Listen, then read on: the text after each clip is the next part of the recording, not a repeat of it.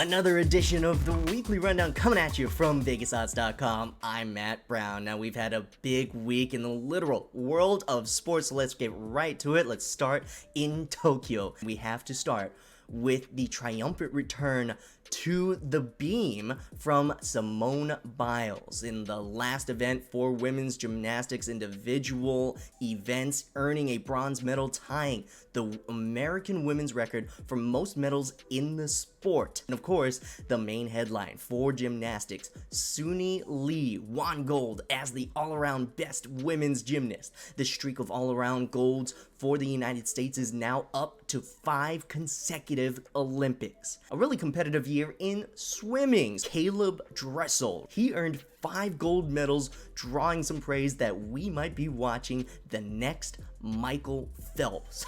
Well, he's got a long ways to go for that one, but off to a great start. And of course, Katie Ledecky shined with another 2 gold medals this year, but was outraced a couple of times, which led to Australia's Emma McKeon setting a new record for most medals in a single Olympics by a female with 7. And the highlight for track and field might have to go back to Jamaica, but this time on the women's side.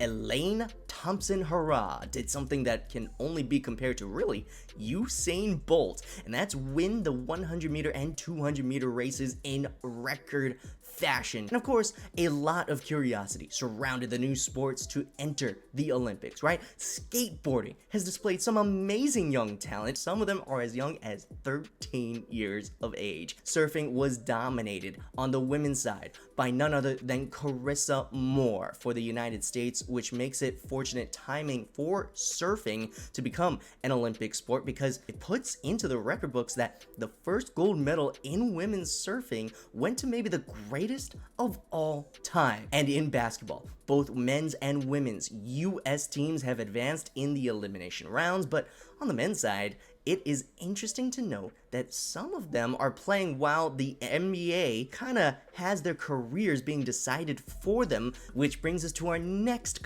topic, NBA free agency. The Los Angeles Lakers sent one of their picks of that night along with Kyle Kuzma, Kentavious Caldwell-Pope, and Montrezl Harrell to the Washington Wizards for the former MVP and 9-time All-Star Russell Westbrook. I mean, this Lakers team could potentially have at least 6 future Hall of Fame players. This could be historically good, but it won't come without its challenges, as none of them are particularly young, right? And speaking of youth, the Chicago Bulls made a big splash themselves by trading for Lonzo Ball and DeMar DeRozan in separate sign and trade deals. This creates a lineup that includes Ball, DeRozan, and Zach LaVine, who's in Tokyo right now with Team USA. And another team in the Eastern Conference made a big move, and that's the Miami Heat, who signed Kyle Lowry,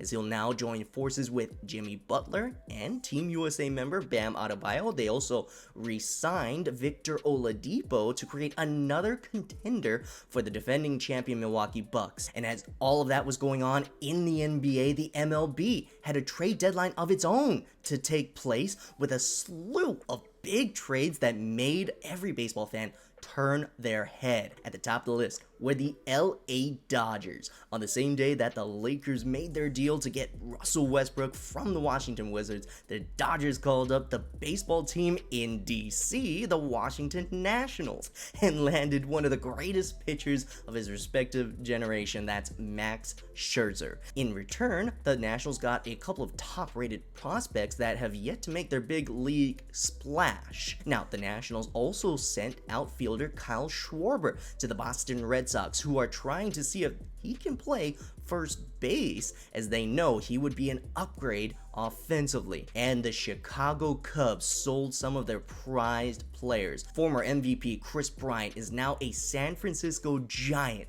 where he suddenly finds himself with maybe the best team in baseball up to this point of the season. And middle infielder Javi Baez was sent to the New York Mets, who are looking for an extra boost as they try to win the NL East. And the Chicago White Sox received an elite closer from their crosstown rival as they traded for Craig Kimbrell. Anthony Rizzo was traded to the New York Yankees, and the Yankees now have acquired two major left-handed power bats for their lineup. So much excitement and much more going on this week in sports. So that's it for me here on the Weekly Rundown. I will see you next time right here on Vegas Odds.